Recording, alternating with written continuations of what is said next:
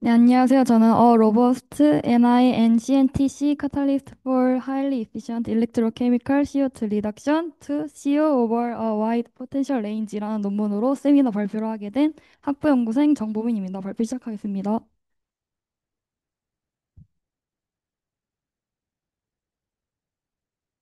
현재 인류가 직면한 가장 큰 기후 위기는 바로 지구 온난화와 기후 변화라고 할 수 있는데요. 화석 연료로 이용한 대기 중 이산화탄소 농도 증가는 더 이상 미룰 수 없는 시급한 과제라고 할 수 있습니다. 이 문제를 해결하기 위한 가장 유익하고 친환경적인 방법이 바로 이산화탄소 전기화학적 환원 반응입니다. 이 반응은 이산화탄소를 에탄올이나 알코올 같은 고부와 가치 화학 연료로 전환해서 환경 문제와 에너지 문제를 동시에 해결할 수 있는 혁신적인 기술입니다. 이 연구에서는 특히 생성물을 일산화탄소에 집중했습니다. 그 이유는 일산화탄소가 중요한 산업적 연료이기도 하면서 피셔트롭시라는 공정을 통해서 다탄소의 더 고부와 가치의 다탄소 화합물로 쉽게 전환할 수 있기 때문입니다. 한마디로 CO2의 가장 중요한 중간체이자 핵심 원료인 셈입니다. CO2의 기본적인 메커니즘은 제가 세미나 때 몇 번 설명드렸으니 생략하고 중요한 것만 말씀드리자면 일단 CO가 다탄소 화합물로 전환하기 위한 중요한 중간체이다와 그리고 이 다단계 반응을 효율적이고 선택적으로 진행시키는 것이 촉매의 핵심 역할이라는 것만 짚고 넘어가겠습니다. 하지만 기존의 이산화탄소 환원 촉매에는 두 가지 한계점이 존재하는데요. 첫째는 낮은 일산화탄소 선택도입니다. 수용액 환경에서 이산화탄소 환원은 물의 환원 반응인 HER이라는 반응과 필연적으로 경쟁하게 됩니다. 이 경쟁에서 이산화탄소한테 갈 전자가 수소한테 가게 되면서 일산화탄소에 대한 패러데이 효율이 낮아지게 됩니다. 두 번째로 대부분의 촉매가 높은 패러데이 효율을 매우 좁은 포텐셜 레인지 내에서만 달성할 수 있다는 점입니다. 이 말은 이 중요한 그 특정 포텐셜 레인지에서 조금이라도 벗어나면 패러데이 효율이 급격하게 떨어지는 것을 의미합니다. 이는 실제 산업용 반응기 시스템에 적용할 때 오퍼레이션 플렉시비티를 크게 떨어뜨려 상업화를 오히려 방해하는 요소가 됩니다. 따라서 본 연구의 목표를 기존의 한계를 극복하고 넓은 포텐셜 레인지에서도 높은 성능을 유지하는 강력하고 견고한 촉매를 개발하는 것으로 설정할 수 있습니다. 따라서 이 논문에서는 니켈 입자가 질소 도핑된 탄소 나노 튜브로 둘러싸인 NiNCnTc라는 복합 촉매를 개발했습니다. 특히 촉매의 활성 구조와 전자 상태에 결정적인 영향을 미치는 니켈 함량과 열 처리 온도 이 두 가지 조건을 핵심 변수로 조절하면서 최적의 합성 조건을 확보하는 데에 집중했습니다. 이제 실험 방법의 촉매 합성 방법에 대해서 설명해 드릴 텐데요. 크게 세 단계로 나눌 수 있습니다. 1단계는 지프8이라는 전구체를 합성합니다. 지프8은 아연과 유기 분자들이 결합된 구조인데 이 물질을 저희 촉매의 뼈대로 사용이 됩니다. 이 뼈대를 만들고 세척 및 건조하여서 불순물을 제거한 후에 2단계에서 Ni, 지프8 복합체를 제조합니다. 니켈 용액을 지프8 가루에 넣어서 소니케이션으로 고르게 섞어준 후에 그다음에 3단계인 열 처리 과정인데 3단계에서 이제 질소가스 분위기에서 800도씨의 고온으로 가열했습니다. 이 열 처리 과정에서 지프A 뼈대가 질소가 도핑된 탄소 나노 튜브, 즉 CNT라는 형태로 변하고 니켈 이온은 금속 니켈 나노 입자로 변하게 됩니다.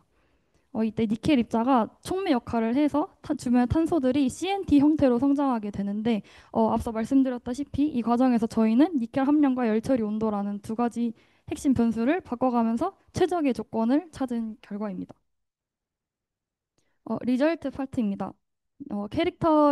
캐릭터라이제이션에서 먼저 살펴볼 텐데요. 첫 번째로 XRD로 촉매의 결정 구조를 분석하고자 했습니다. A를 보시면 A는 이제 니켈 함량에 따른 XRD 그래프이고 B는 그 열 처리 온도에 따른 XRD 그래프인데요. A를 먼저 보시면 니켈 함량이 증가할수록 니켈 입자의 피크가 증가함과 동시에 그 흑연화된 그래피티제이션의 탄소의 피크도 같이 증가하게 됩니다. 니켈 입자가 탄소 구조를 더욱 견고하게 만들어주는 촉매 역할을 한다고 앞서 말씀드렸는데 그게 이제 이 XRD에서 나타나게 되는 것입니다. 또한 열분의 과정에서의 니켈, 아연, 탄소 종의 이 세 종의 상호작용을 나타내는 Na3, GN, C 0.7 니켈이라는 이 물질의 피크도 니켈 함량이 증가함에 따라 증가했습니다. B를 보시면 600도씨에서는 지프 에이스 구조가 파괴되고 여기 아래 하늘색으로 보이는 GN5의 피크가 뚜렷하게 관찰되는데요. 이는 지프 에잇의 아연 성분이 낮은 온도에서 완전히 증발하지 않고 아연의 형태로 남아 있음을 보여줍니다. 고온에서는 아까 말씀드렸던 Ni3 GNC 0.7 결정 피크가 GN 성분의 증발로 인해서 점차 약화되면서 26.3도 부근의 그래피틱한 탄소 피크가 더욱 강해졌음을 확인할 수 있었습니다. 따라서 고온 조건에서 탄소의 그래피티제이션이 더욱 진행된 것을 알 수 있었습니다.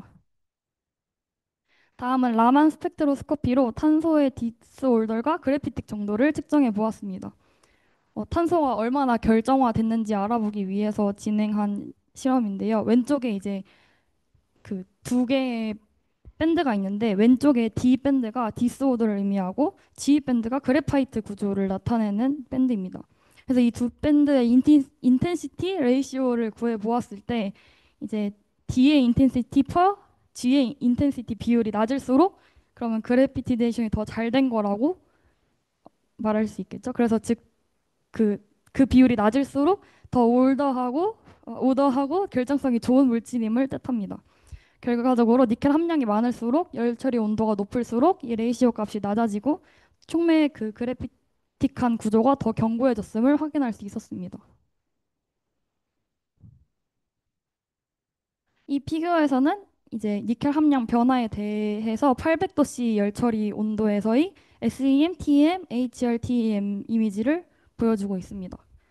여기 1열과 2열이 1열과 2열이 이제 SEM, TEM 이미지고요. 3열이 HRTM 이미지입니다. 그래서 1, 2열만 먼저 보면은 니켈이 없을 때는 일단 CNT가 거의 관찰되지 않는 모습을 보이고 점차 증가할수록 여기 2열에 보시면 이렇게 꼬불꼬불 튀어나와 있는 게 CNT예요. 그래서 니켈 함량이 점점 증가할수록 지프 전구체의 원래 형태가 점점 파괴되는 모습을 SEM에서 볼 수 있고 TEM 이미지에서는 CNT가 서서히 길게 자라나는 모습을 관찰할 수 있었습니다. 니켈 함량이 0.1일 때는 CNT 양이 가장 많았고요. 촉매의 형태가 가장 균일한 것을 알 수 있었습니다. 하지만 그 이상으로 넘어가면 니켈 입자의 크기가 현저하게 증가하고 CNT 구조는 점차 사라지고 불규칙한 형태의 그런 덩어리들로 뭉치는 현상을 관찰할 수 있었습니다. 이는 이제 니켈이 과잉으로 들어가면서 응집되었음을 보여주고요. 3열의 HRTM 이미지에서는 니켈 함량이 0.1일 때 캡슐화라는 것이 이제 진행된 상태를 볼 수 있는데 여기 L 이미지를 보시면 이제 니켈 주변에 이렇게 탄소 구조가 감싸고 있는 캡슐처럼 이렇게 감싸고 있는 구조를 확인할 수 있었습니다. 그래서 이로써 NI, NCNT 구조가 니켈을 전해질로부터 보호해서 화학적 안정성과 내구성을 확보하고 그리고 질소 도핑된 그래피틱한 탄소 껍질이 CO2RR의 활성 사이트가 되었음을 추측할 수 있었습니다. 앞선 피규어 2의 분석을 통해서 0.1의 니켈 함량이 최적의 촉매 몰폴로지임을 알아내었고 이 촉매 함량 그대로에서 열 처리 온도에 따른 SEM, TEM, HRTEM을 또 분석해 보았습니다. 가장 낮은 온도인 600도씨에서는 캡슐화되지 않은 니켈 입자와 함께 GNO 격자 간격이 같이 관찰되었고요. 이는 아직 낮은 온도에서 지프8 구조가 완전히 분해되지 않았음을 뜻합니다. 700도씨에서는 GNO 결정이 사라지고 또 부분적으로 캡슐화된 구조가 여기서부터 나타나기 시작합니다. 800도씨가 가장 최적화된 온도인데요. 이때 니켈과 CNT의 완벽한 그런 캡슐화 구조를 완성시켰고 그건 이제 전 이미지에서 니켈 함량별로 따른 800도씨에서의 열 처리 그 과정의 이미지를 보면은 그때가 제일 캡슐화가 제일 잘 됐다라는 거를 알게 됐고 여기에 추가적으로 다른 온도에서 이제 분석해 보았을 때 얘는 이제 최적이 아니라는 것을 알게 되었습니다. 이제 XPS로 샘플 표면의 컴포지션과 원작과 상태를 조사해 보았는데요. 여기 X축의 바인딩 에너지라는 게 이제 전자가 핵으로부터 이탈하기 위한 에너지입니다. 그래서 전자를 받게 되면은 전자 밀도가 증가하고 그래서 양전화가 상대적으로 스크리닝 되면서 핵이 전자를 덜 끌어당기게 되면서 결론적으로 바인딩 에너지가 낮아지는 그런 원리를 이용하는데요. 이거는 뒤에서 자세하게 설명하겠지만 미리 말씀드리겠습니다. 그래서 B를 먼저 보시면 이제 피리딘 N과 피롤 N 그리고 그래피틱 N의 이제 세 가지 주요 질소 형태가 확인되었는데요. 이 중에 피리딘 N과 피롤 N은 이산화탄소 활성화를 촉진하는 주요 활성 부위로 알려져 있습니다. 그리고 또한 피리딘 피롤 질소는 니켈 금속 입자 근처에 존재하면서 니켈과 전자적인 상호작용을 통해서 이산화탄소를 활성화시키기에 최적의 전자 상태를 만들어줍니다. 이제 C에서는 이제 Ni2P를 보여주고 있는데요. 여기서는 Ni와 N의 결합이 질소 원자와 니켈 원자가 직접적으로 결합을 형성했음을 의미합니다.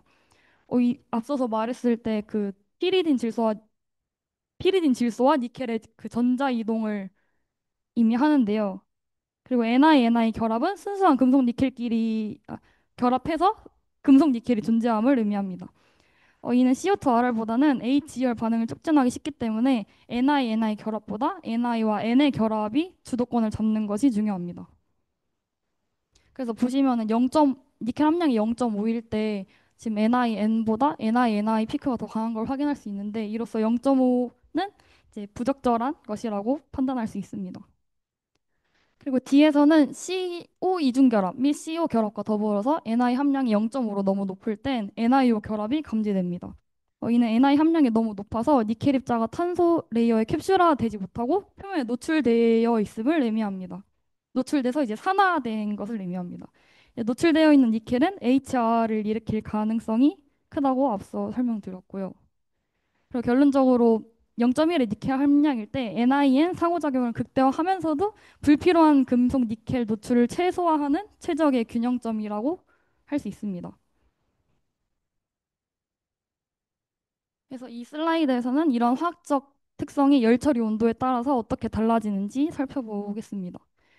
이제 그 니켈 함량에 따른 XPS를 통해서 니켈 함량 0.1이 최적의 비율임을 확인했고 그 0.1에서 온도만 달리해서 확인한 결과입니다. 그래서 이 그래프를 보시면 어닐링 온도가 그 열처리 온도가 증가함에 따라서 CC 단일 결합과 이중 결합 피크가 증가하는데 이는 고온 처리가 촉매의 탄소 골격을 더욱 견고하게 그러니까 더욱 그래피티제이션하게 했음을 뜻합니다. 이 그래피틱한 구조는 촉매의 전기 전도성을 높인다고 말할 수 있습니다. 그리고 F를 보시면 온도가 높아짐에 따라서 질소 원소가 분해돼서 질소종의 피크가 점점 작아지는 걸 볼 수 있습니다. 근데 여기서 제가 아까 초반에 설명드렸던 그 개념이 나오는데요. 이제 X축을 활용할 차례입니다. 그동안은 인텐시티만 봤는데 이제 바인딩 에너지도 고려해야 합니다.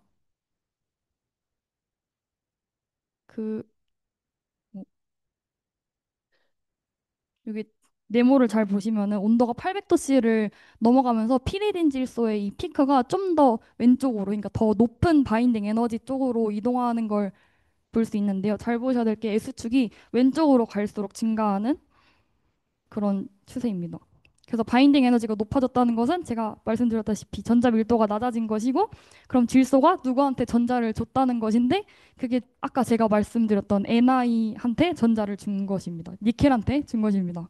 그래서 제가 아까 말씀드렸다시피 NiN 결합의 상호작용이 존재하고 있음을 확인할 수 있었고 논문의 주장대로 전자가 결핍된 상태의 피리딘 질소가 이산화탄소 분자를 더욱 활성화시키기에 가장 이상적인 전자 상태를 제공하게 되는 것입니다. 하지만 G 그래프를 보시면 무작정 온도를 높이면 안 된다는 것을 알 수 있는데요. 이제 1000도씨에서 NiNi 결합이 NiN 결합보다 강해지는 것이 또 관찰됩니다. 그리고 또한 H를 보시면 600도씨의 샘플이 GNO 피크가 또 관찰되고 있는데요. 이는 지프8이 낮은 온도에서 완전히 분해되지 않고 남아있는 잔여물로 확인됩니다. 종합적으로 0.1 NiNCNT C800 촉매가 가장 이상적인 구조적 안정성과 최적의 전자 상태를 모두 증축하는 촉매임을 입증하고 있습니다. 본격적으로 전기화학 테스트 분석을 진행하면서 이 촉매가 얼마나 성능이 좋은지를 분석해 보겠습니다. 먼저 니켈 함량에 따른 분석입니다. 이제 A가 LSV 분석인데요. 이 LSV 분석은 전극의 전압을 일정하게 령으로 가하면서 그에 따라서 전극에 흐르는 전류를 측정해 하는 방법입니다. 그래서 이걸 측정하면 촉매의 전반적인 전기화학적 활성을 파악할 수 있는데요. 즉 그래프의 곡선이 전류의 값이 더 큰 아래쪽에 존재하게 되면은 활성이 높다는 의미입니다. 그래서 니켈 함량이 증가할수록 활성이 뚜렷하게 점점 증가하였는데요. 0.1 함량일 때 촉매가 가장 우수한 CO2와 활성을 가졌음을 보여줍니다. 하지만 니켈 함량이 과도하게 증가하면은 성능 저하를 일으켜서 다시 곡선이 완만해지는 경향을 보였습니다. E는 일산화탄소에 대한 패러데이 효율을 보여주는데요.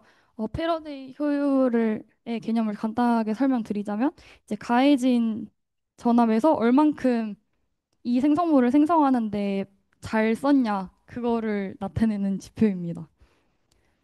그래서 이 촉매의 그 셀렉티비티를 나타내는 가장 중요한 정량적 지표라고 할 수 있고요. 그래서 이제 GC 등의 장치를 사용해서 이제 일산화탄소 가스의 양을 정량적으로 측정한 후에 전체 반응에 투입된 총 전하량 대비 일산화탄소 생성에 사용된 전하량의 그 비율을 계산해서 얻는 것이 패러데이 효율입니다. 그래서 보시면 니켈 함량이 증가함에 따라서 FE 그 패러데이 효율을 이제 FE라고 칭하겠습니다. FE가 점진적으로 향상되고 0.1 니켈에서 90%에 달하는 최대값을 달성했습니다.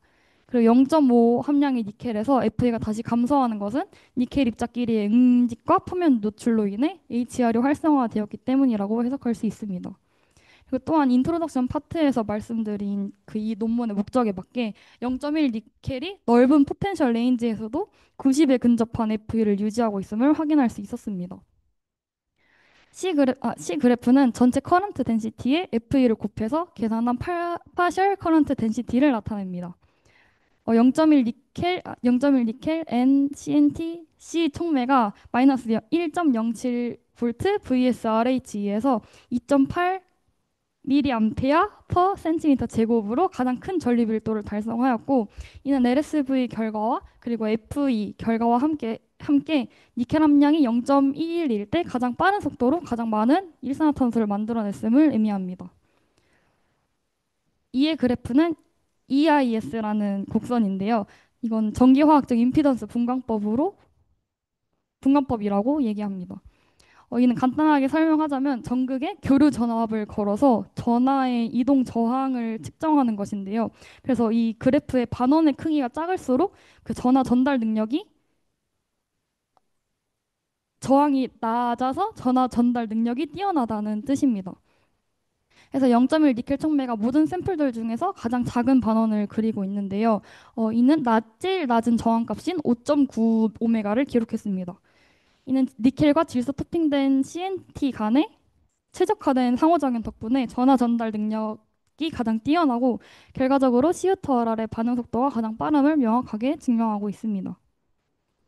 이제 F는 타펠 기울기라고 하는데요. 이 기울기 분석은 촉매에 가해진 그 오버 포텐셜과 그리고 CO의 파셜 커런트 덴시티의 그 로그 값 사이의 관계를 통해서 그 CO2R 과정의 속도를 유추할 수 있는 분석 기법입니다. 기울기가 낮을수록 촉매가 더 빠르고 효율적인 동력학을 가졌다는 의미입니다. 그래서 여기서도 마찬가지로 0.1 함량의 니켈 촉매가 모든 촉매 중에 가장 낮은 타펠 기울기를 기록했고 이는 0.1 니켈 촉매가 이산화탄소를 활성화시키고 첫 번째 전달하는 초기 단계를 가장 수월하게 수행한다는 것을 증명하고 있습니다. 그래서 결론적으로 피규어 7의 모든 데이터는 0.1 니켈 함량의 촉매가 가장 우수한 CO2를 촉매라고 설명하고 있습니다. 앞서 이제 개념 설명을 다 드렸으니 여기부터는 조금 빠르게 넘어가겠습니다. 그래서 피규어 8에서는 0.1 니켈 촉매가 제일 우수하다는 걸 알았으니 0.1 니켈 촉매의 그 열 처리 온도만 다르게 해서 CO2 얼얼의 성능을 비교하고 있습니다. 이제 전체적인 활성 측면에서 600도씨의 촉매는 낮은 전류 밀도와 그리고 낮은 커런트 덴시티와 패러데이 효율을 보였는데 이는 열분해 되지 않은 지프 구조에 기인해서 이제 큰 반원과 그리고 큰 타펠 기울기에도 영향을 주고 있는 것을 확인할 수 있었습니다. 온도가 700도씨로 올라가면 이제 패러데이 이피션시가 성공적으로 향상되지만 그리고 HRTM 이미지에서 이제 보여드렸던 것과 같이 이제 부분적으로 캡슐화된 구조로 인해서 전류밀 또는 커런트 덴시티는 낮은 모습을 볼 수 있습니다. 그래서 따라서 이러한 근거로 0.1 NI NCNTC 800 촉매가 최적의 촉매 성능을 보여준다고 말할 수 있습니다. 그 CO2RR에서 촉매의 금속은 촉매는 그 금속 종에 의해서 엄청나게 큰 영향을 받고 있는데 따라서 금속이 CO2를 활성에 미치는 영향을 조사하기 위해서 망가니즈, 철, 코발트, 니켈, 구리의 이 다섯 가지 전이금속을 동일한 방법으로 합성해서 비교해 보았습니다. 어, 간단하게 말씀드리자면 망가니즈와 이제 철은 낮은 전위에서만 높은 패러데이 효율을 달성했고 그리고 코발트가 가장 큰 커런트 덴시티를 보였는데 근데 CO에 대한 패러데이 이피션시가 낮아서 결론적으로 저희는 니켈을 핵심 금속으로 선정하게 되었습니다. 그리고 이 앞선 모든 데이터는 이제 H셀이라는 리액터에서 얻은 데이터인데요. 이 H셀이 엄청 상대적으로 작은 크기여서 이제 CO2 용해도와 그리고 이온의 그 디퓨전 까지 디퓨전에 한계가 있습니다. 그래서 실제 산업 환경을 이제 대변하기 위해서는 플로우 셀이라는 것을 사용해야 되는데요. 이 플로우 셀 시스템은 이제 CO2의 공급 속도를 높여서 높은 커런트 덴시티를 달성할 수 있는 그러니까 상업화에 이용할 수 있는 시스템입니다. 이제 B를 보시면은 0.27V의 낮은 온셋 포텐셜에서부터 반응을 시작해서 이제 패러데이 이피션시를 거의 100%에 달하는 수준으로 유지했습니다. 더 중요한 것은 이제 마이너스 0.27에서 마이너스 1.17까지 이 넓은 그 포텐셜 레인지에 걸쳐서 유지되었다는 사실입니다.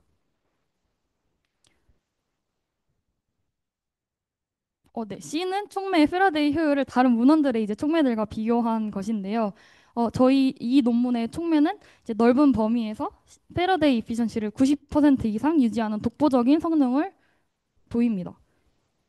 이는 기존 CO2를 촉매들이 겪었던 그 네로한 레인지의 치명적인 그 한계를 근본적으로 해결했음을 입증할 수 있었습니다. F에서는 이제 상업적으로 의미 있는 높은 전류 밀도에서 이제 150mA per 센티미터 제곱이라는 그 높은 전류 밀도에서 촉매를 40시간 동안 연속적으로 구동한 결과입니다. 그래서 네, 마이너스 1볼트에서 매우 안정적으로 유지되었고 그리고 패러데이 효율 또한 100%를 그대로 유지하는 모습을 보였습니다. 따라서 이 NI, NCNTC 그 촉매가 높은 생산성과 내구성을 모두 갖춘 상업화에 가장 가까운 촉매를 입증하고 있습니다. 결론적으로 이 논문은 지프A 템플릿을 활용하여서 니켈 입자가 질소 도핑된 CNT로 캡슐화된 NI, NCNTC 촉매를 간편한 메소드로 성공적으로 개발하였고 니켈 함량과 열 처리 온도의 정밀한 최적화로 0.1 NI, NCNTC 800이라는 촉매가 구조적 성능적 측면에서 가장 우수한 균형을 가진 촉매로 최종 확정되었습니다. 이 촉매는 NIN 결합을 통해서 CO2 활성을 극대화하였습니다. 가장 중요한 것은 그 인트로덕션에서 설명드렸던 그 기존의 CO2를 촉매의 한계점을 극복했다는 것인데요. 첫째로 플로우셀 반응기 환경에서 CO에 대한 패러데이 효율이 이제 거의 100%에 달하는 수준이었고, 그리고 이 결과는 경쟁 반응인 HR을 완벽하게 억제했음을 의미합니다. 그리고 이 높은 패러데이 효율이 무려 이제 매우 넓은 그 전이 범위에서 유지되었다는 것도 중요합니다. 이 획기적인 결과는 실제 산업에 적용했을 시에 그 앞서 말씀드렸던 운전 플렉시빌리티 문제를 근본적으로 해결할 수 있음을 보여줍니다. CU 파셜 커런트 덴시티는 230mA per 센티미터 제곱으로 매우 높은 생산성을 보였으며 40시간 이상의 테스트에서도 성능 저항 없이 탁월한 안정성을 유지했습니다. 결론적으로 본 연구는 구조적 설계와 전자적 조절을 통해서 넓은 전이 범위에서도 CO2를 높은 효율로 전환하는 가장 유망한 촉매를 제시하였습니다. 이는 미래에 CO2 활용 및 에너지 전환 기술의 상업화를 가속화할 잠재력을 가지고 있다고 평가할 수 있습니다. 이상 발표를 마치겠습니다. 들어주셔서 감사합니다.